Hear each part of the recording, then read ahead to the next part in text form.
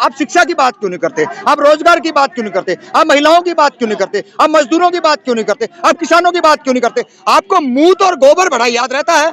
तो ये जो है इस तरह की जो घटना और इस तरह के जो बयान देने वाले हैं, ये बोलने की औकात है तेरी? मैं जंतर मंतर पे चलिए, छोड़िए, अरे जंतर मंतर पे चलिए, तेरे जूते लाल कर देंगे 5 घंटे के बाद में। जहाँ बोलने का वहाँ 1 लाख रुपए, सुनिए, 1 लाख रुपए देके जगह मिली है। आप जैसे लोगों ने इस देश का भट्ठा बैठाने का काम किया। चलिए जंतर मंतर पे चलिए और वहाँ लीजिए परमिशन। ऐसे ढंग से खाना नहीं आता, पीना नहीं आता, और मैं एक बात और कहूँ, हगना मूतना भी नहीं आता।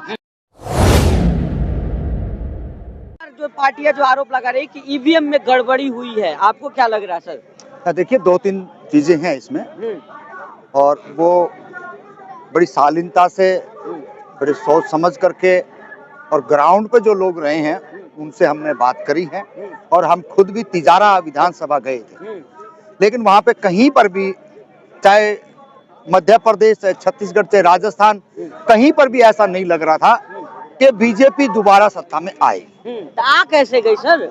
ये आ कैसे गई, यही एक बड़ा सवाल है कि ये कैसे आ गई। ये कहीं ना कहीं हमारे जो बहुजन संगठन के जो लोग थे, उनकी जो महत्वाकांक्षाएं थी, वो कुछ ज्यादा ओवर कॉन्फिडेंस थी, जल्दी में बड़े नेता बनने की थी, और जल्दी में बड़े नेता बनने का खामियाजा वो सब भुगत गए। और जिसके साथ ओवर कॉन्फिडेंस में कांग्रेस भी थी। कांग्रेस ने भी ये कहा था, राहुल गांधी ने, कि जब बिहार में जाति की जनगणना हुई तो उसने कहा था कि सबको न्याय मिलना चाहिए, लेकिन वो विश्वासघात कांग्रेस ने भी किया, जिसका सीधा सीधा खामियाजा कांग्रेस ने भी भुगतना पड़ा।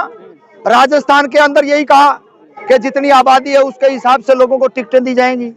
भाई जब आपने बोल दिया, जब टिकट वितरण का समय आया ना, तो आपने वहां पे छत्तीसगढ़ में ढंग से टिकटें बांटी ना, आपने राजस्थान में वितरण किया। अरे तमाम बहुजनों के नेता वहाँ चुनाव ना आपने राजस्थान में किया, लड़ रहे थे। अब क्या चाहिए आप लोगों को? देखिए हम तमाम, कोई मान नहीं, तमाम जो लोग थे जो वहां गए थे, वो इस बात का पूरा हमने आदेशा था कि जितने ज्यादा बहुजन समाज की तरफ से वो चुनाव लड़ेंगे तो बीजेपी को फायदा होगा, और वो फायदा हुआ।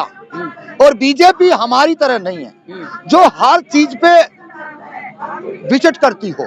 उनका फोकस होता है कि कुछ वोट हैं, आप उन वोटों तक सीमित रहें, फालतू इधर उधर ना जाएं। कभी भी हमने आज तक उनका इतना प्रचार हमने नहीं देखा, जो बिल्कुल साइलेंट मोड पे रह करके वो इस तरीके से वो चुनाव से पारित हुए। ना उन्होंने जातिगत जनगणना बिहार में हुई उसका विरोध भी नहीं किया। वहां से जो जातिगत जनगणना आती है, जिसका कांग्रेस ने ये कहा कि हम जातीय आधार पे और जगह कराएंगे और चुनाव के अंदर टिकटें देंगे।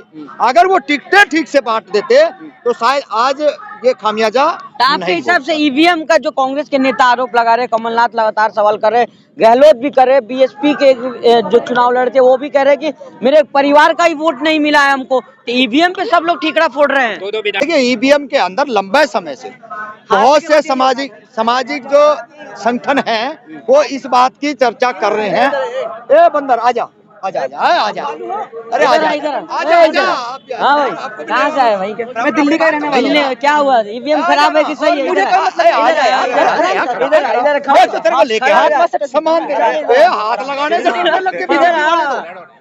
मेरे माथे पे लिखा तो मैं बीजेपी वाला हूँ। क्या है भाई, क्या है? अरे चाचा, क्या है चाचा? आप उनको इधर चाचा, कैमरा मुझे इधर से भी देख लेगा। हाँ बोलो चाचा। आप उनको तो उम्र दराज होने का भाषण दे रहे थे, तो ये बात आप पे भी लागू होती है। आप 2 बार यहाँ गड़बड़ी है कि नहीं है? क्या छेड़ा है मैंने? क्या आप जब अंदर गए तब भी आपने कहा, यहाँ भी एक सेकंड, आपने कहा भारत के अंदर लोग अपनी बात कहते में डर रहे हैं, भारत में डिक्टेटरशिप आ गई है, यही कहा था ना आपने।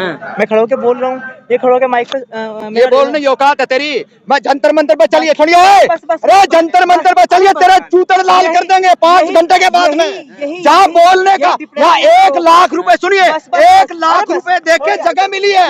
आप जैसे लोगों ने इस देश का भट्ठा बैठाने का काम किया। चलिए जंतर मंतर पे, जंतर मंतर पे चलिए और वहाँ लीजिए परमिशन। ऐसे बंदर जैसे चूतर बना देते बिल्ली खंबा नोचे। तो तुमको क्या तुम दिक्कत है? ये बोल रहे गलत बोल रहे हैं क्या? क्या ये जो बोल रहे हैं क्या क्या क्या बोल रहे हैं? ईवीएम पे बोल रहे हैं कि ईवीएम में गड़बड़ी हुई है, क्या ये लगा? बात जाकर सुप्रीम कोर्ट में बोलो ना, यहाँ के बोल रहे खड़े होकर। सुप्रीम कोर्ट में हाँ, बोलना। हाँ, मैं तो कुछ नहीं बोल रहा, मैं तो कुछ नहीं बोल रहा, मैं तो सिर्फ इतना बोल रहा हूँ, ये कॉमेडी में मुझे शामिल ही नहीं हो रहा। जो कॉमेडी यहाँ चल रही है, बात खत्म। ये भाग गए। बीजेपी आरएसएस वालों की जो इस विचारधारा के जो लोग होते हैं वो इतनी देर में ही भाग जाते हैं। जैसे ये आके यहाँ कहा था बोलने की आजादी, इसको यही नहीं पता कि बोलने की आजादी है क्या। ये अगर इस बात का इनको पता होता तो आज ये ऐसी बातें नहीं करते। और ऐसे लोगों की भारत देश के अंदर भरमार है। बोलने की आजादी हम बिल्कुल फैक्ट कहते, 2014 तक थी इस देश के अंदर। जो आप उससे पहले अगर देखोगे सालों साल धरना कर सकते थे, हम लोग पहले सो रहे थे। नहीं देखिए, हम अभी भी पूरे नहीं जगे हैं, जगे हाँ, पूरे नहीं जगे हाँ, ये बात हमने समझना पड़ेगा। और ऐसे लोग हमारे अंदर अभी गहरी नींद सोए हुए हैं जो कह रहे हैं जी बोलने की आजादी। अरे ये आजादी है क्या? 4 घंटे बाद में लठ लेके बाहर निकालेंगे। और गेट पे देखिए, आज तक पहला दिन है जो यहाँ रामलीला मैदान के अंदर साधन समेत नहीं आने दिया है। साधन भी बाहर खड़े करके आओ। अरे इसकी लाखों रुपए दे करके ये 2 महीने में इसको जब बुकिंग होती है, और आज यहाँ ये डिक्टेटरशिप नहीं है क्या? क्या आपका साधन नहीं आने दे रहा? लोगों को मर्जी है उधर से उधर भेज करके अंदर घुसने दिया जा रहा है। तो ये बोलने की आजादी नहीं है, ये डिक्टेटरशिप है। और इस देश के अंदर हमको आनंद आ रहा है, करे रामराज आ गया फिर से। रामराज आ गया? ये रामराज है क्या? ये रामराज है? मेरे खुशी मना रहे। कौन खुशी मना रहे हैं? आप कॉमेडी कर रहे हैं। ये कौन खुशी मना रहा है? जो भगत लोग हैं, जो अंध भगत हैं, वो इस तरह की वाहियात बात कर रहे हैं। फैक्ट नहीं पता, अभी तो ढंग से खाना नहीं आता, पीना नहीं आता, और मैं एक बात और कहूँ, हगना मूतना भी नहीं आता। किस दिशा के अंदर बैठ के पोटी करते हैं, इतनी अकल भी नहीं है इनको। तो ये कहते हैं कि बोलने की आजादी। मैं कह रहा हूँ, चलता हूँ मैं आप सभी पत्रकार साथियों के साथ में जंतर मंतर पे, और वहां पे परमिशन लेने के लिए चलेंगे पार्लियामेंट। वो कहेंगे कितने लोग आएंगे, 3 घंटे का समय मिलेगा। अरे भाई ये देश है, ये गुलाम है क्या हम लोग? है यही इसी को गुलामी कहते हैं कि वो जो पार्लियामेंट का एसएचओ कहेगा उतना ही टाइम आप वहां पे बोल सकते हो, और उसके बाद में ऐसे पीपी विसल बजेंगी और सबको कुत्ते की तरह, जानवरों की तरह बाहर निकाल देते हैं। डीएमके के नेता कह रहे बीजेपी गौमूत्र प्रदेश में जीतती है। मतलब क्या ये सब जहाँ बीजेपी जीत रही है सब गौमूत्र वाले प्रदेश है क्या ये? नहीं, इसमें कोई शक लग रहा है आप लोगों को? है? आपको कोई शक लग रहा है? आप उस बयान के साथ हैं क्या? बिल्कुल साथ हैं हम।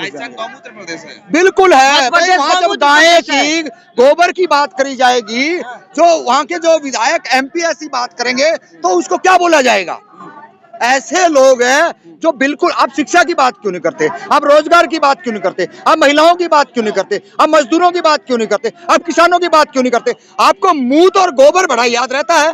तो ये जो है, इस तरह की जो घटना और इस तरह के जो बयान देने वाले हैं, वो कौन सी पाठशाला, कौन सी प्रयोगशाला से पास होके आते हैं, ये आप और हम सब लोग जानते हैं।